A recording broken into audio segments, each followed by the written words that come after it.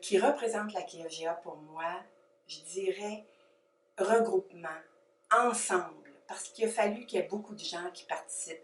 Je suis toujours impressionnée dans chaque congrès comment les gens se mobilisent pour préparer d'excellents congrès, une qualité hors pair, et ça m'impressionne. Le KFGA, pour moi, ça représente énormément. Que ce soit à titre personnel, professionnel ou encore pour tout l'impact qu'elle a sur le monde de la FGA au Québec. Un réseau qui s'est pris en main et aussi qui se prend toujours en main. C'est pas notre fonction de travail qui nous rassemble, mais c'est notre clientèle. C'est ça qui fait, entre autres, que c'est riche. La KFGA, pour moi, est une association là, extrêmement importante, puisqu'elle a, entre autres, contribué, il y a de ça 7 ans, à mon insertion professionnelle. Ça m'a permis de rencontrer plein de gens, faire des contacts, apprendre des milliers de choses. Et pour ça, je remercie tous les gens qui ont participé à tous les événements et qui continuent d'y participer. Une association, c'est comme une famille, en fait. Dans une famille, il y a des gens différents, donc on retrouve des conseillers d'orientation, des CP, des enseignants, des directions d'école. Puis c'est cette diversité-là d'intervenants à l'éducation des adultes que je trouve très intéressante. Avec le KFGA, c'est une place à nous de l'éducation des adultes. Et si j'avais un mot pour résumer le KFGA, ce serait nous. Pour moi, le KFGA, c'est un paquet de souvenirs qui remonte à l'automne 2006 où mon ami Richard me demande tu pourrais-tu nous faire un système d'inscription? On vient de partir une association, puis on voudrait faire un congrès, puis on voudrait que les gens s'inscrivent en ligne. Ah ben oui, je peux t'aider.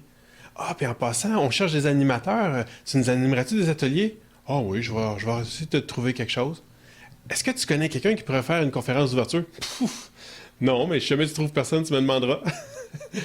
Ils m'ont demandé. Puis pour moi, la KFGA, c'est ça. C'est un lieu de partage, un lieu de rencontre, un lieu d'échange. J'ai pu échanger avec plein de gens qui avaient des idées différentes, des idées pour faire avancer les choses, qui se posaient des questions, qui avaient les mêmes préoccupations que moi. Dans le contexte actuel, la KFGA est super pertinente parce que c'est le réseau, c'est l'influence des autres, c'est la formation en continu qui permet de faire la différence dans nos milieux. Puis si on n'a pas d'association pour se regrouper puis pour partager des idées nouvelles, le milieu a un peu plus de difficulté à se réinventer. À qui FGA? Eh bien, c'est à nous, c'est à vous. C'est à l'ensemble des gens qui travaillent à l'éducation des adultes qui sont habituellement oubliés par le réseau. La KFGA, c'est le milieu idéal pour pouvoir échanger et réseauter. C'est d'ailleurs le but de l'organisation. C'est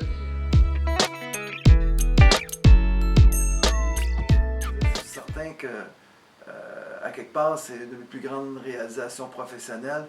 Mais plus que ça, je vous dirais, c'est tous les souvenirs mémorables, des amitiés, je veux dire, des amis pour la vie. Il y a des gens que j'ai rencontrés grâce à la KFGA, avec qui j'ai pu discuter, qui ont fait de moi un meilleur CP, un meilleur gestionnaire, qui m'ont permis d'avancer dans ce métier-là. Et c'est des gens que je sais que même après, quand je vais dans ma retraite, je vais continuer à fréquenter, au moins échanger avec eux. Personnellement, moi, j'ai assisté à 6 congrès, fait à tous les congrès jusqu'à ce que je passe à la retraite. Et ce que j'ai remarqué, c'était le plaisir que tout le monde dégageait de ces rencontres-là, par la richesse des ateliers, mais aussi par cette possibilité d'échanger sur comment ça se passe chez vous, échange au niveau des pratiques, les approches pédagogiques, échange de matériel. Je dirais que ces rencontres-là sont caractérisées par beaucoup de générosité. Pendant les 10 dernières années, avec la KFGA, j'ai eu la chance de rencontrer plein de gens intéressants, des gens qui sont devenus des amis. J'ai eu la chance de partager avec plein de gens. Je vous souhaite encore d'avoir vous autres aussi la chance d'échanger avec les gens. C'est tellement important. Oui, dans un des congrès, en fait, j'avais eu l'occasion de rencontrer les éditeurs de Brouet-Boutier, ce qui avait été une rencontre, dans mon cas, fort appréciable au niveau de la formation à distance. Moi, mon plus beau souvenir de la KFGA, c'est vraiment le côté préparation de la KFGA. Donc, Frédéric Voyer qui rencontrait tous les profs qui parlaient de l'association, à quoi elle pourrait ressembler. Là. Fait que pour moi, ça a été mon plus beau souvenir. Lors du 2e congrès de la KFGA, ça s'est passé ici à Sherbrooke. C'est le Centre Saint-Michel, notre école, qui a reçu. Les ateliers avaient lieu partout dans l'école et je faisais partie du comité organisateur. C'est un souvenir mémorable pour nous, les gens de Sherbrooke. Mon souvenir mémorable de la KFGA, c'est mon premier congrès. C'était le 2e congrès. Alors, j'ai présenté mon premier atelier en tant que stagiaire et tous les autres, je me suis inscrite alors que je commençais ma carrière. Et ça va faire maintenant 8 ans que je présente à chaque année. Et je suis toujours aussi fière de faire partie de cette magnifique famille. En tant qu'enseignant, on est tout seul dans notre coin, on n'a pas de rétroaction.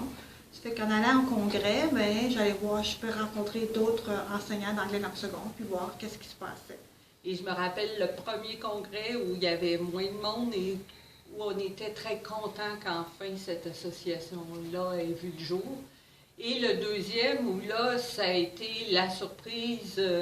Il fallait refuser des gens. Il y avait beaucoup plus de gens que ce qu'on avait anticipé. Donc, on a vu la pertinence de cette association-là assez rapidement.